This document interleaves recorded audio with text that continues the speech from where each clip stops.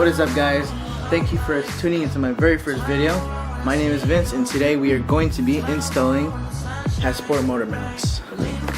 Now what these are the motor mounts that's going to replace the transmission mount and the top mount. Just a little overview of what I've done to the car so far. I have the Hasport rear motor mount.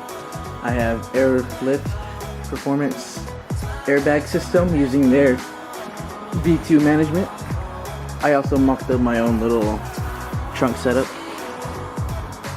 If I can get it to focus, but so far so good. I also have a red LED mounted up there, so at night it's kind of illuminating like so. No, it's not working.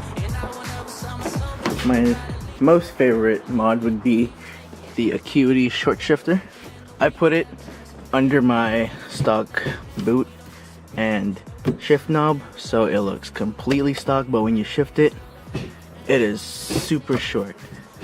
One of the best mods you can ever do on a Honda Civic, and I think it's worth every penny.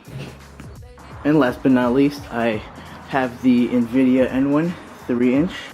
I replaced my stock one because my stock one is actually straight piped. So this is my stock exhaust, it's all straight piped. Do not do that to your car because it'll be super loud, super drony, super raspy. If I were you, I would keep it at a muffler delete.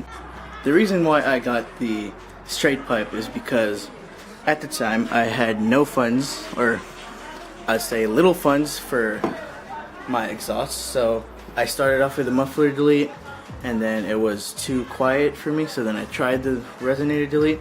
Thought it would sound good, get used to it I guess, but other than that I would say stick to the muffler delete and then save up for a catback. So let's get started with the install. First off, which I've already done, is we're going to take the intake system off and just get all that stuff out of the way so we can get to the transmission mount. So once you got the hoses off for the throttle body to the airbox, you're going to unclip the MAF sensor, and then you are going to take a 10, get the bolt down there, and everything should just pull right out. Once you get everything out of the way, including the little tube that goes to the airbox itself just comes off by pulling it up, because it is mounted by two little ball things at the end right there. So you just gotta pull it right up. So according to the manual, remove your battery, your ECU, and your ECU bracket. But I do not know honestly how to remove the ECU, so I kind of just moved it out of the way to get more clearance for the transmission side motor mount. So now that the battery and the ECU and the intake stuff are out of the way, we are going to support the transmission from under towards the differential with a jack. We have a unexpected visitor. I told him to go left, but he goes, you know what, you're good, you're good. What is up, guys? Welcome for this channel. Oh yeah, I saw that you.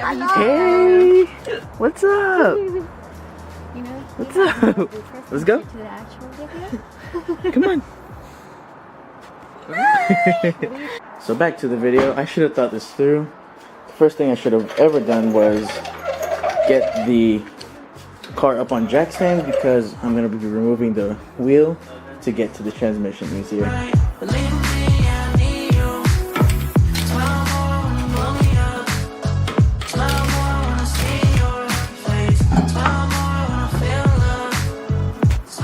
And as you can see, I have the transmission supported right under the differential, and so with a piece of wood.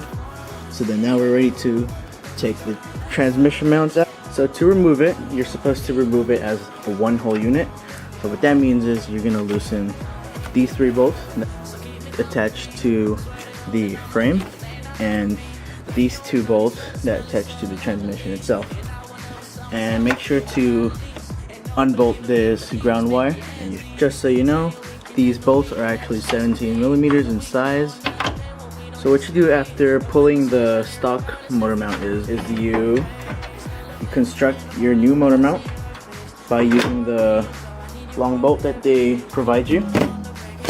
This 120 millimeter one, it'll come with its nut as well. So you put that in there and then you're ready to install it. Once in the transmission, it should look something like this. What you're gonna do next is get one of these. Freaking dropped. So as I was saying, you're gonna take this thing that it also provided you with, take it and place it on the bottom, and it will actually hold your ground wire. Also using their provided bolt, it'll hold your ground wire like so.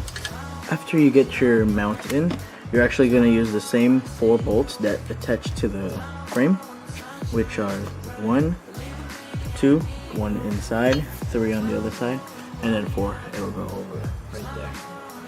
So after mounting the transmission mount into the car, it should look something like this with your ground wire bolted in, as well as all the other stock bolts.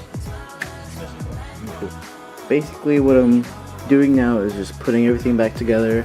Make sure you check your bolts and make sure they're all torqued down to spec, and just put everything back together. And then just a quick tip, when you're working on cars and disassembling them, taking it apart, make sure you're organized and you keep track of where you put everything. So when it comes for reinstallation, you should have no problems with losing stuff. So I'm actually gonna end part 1 over there because I came short on time with installing. So stay tuned for part 2, which is installing the top mount. Catch you guys on the next episode.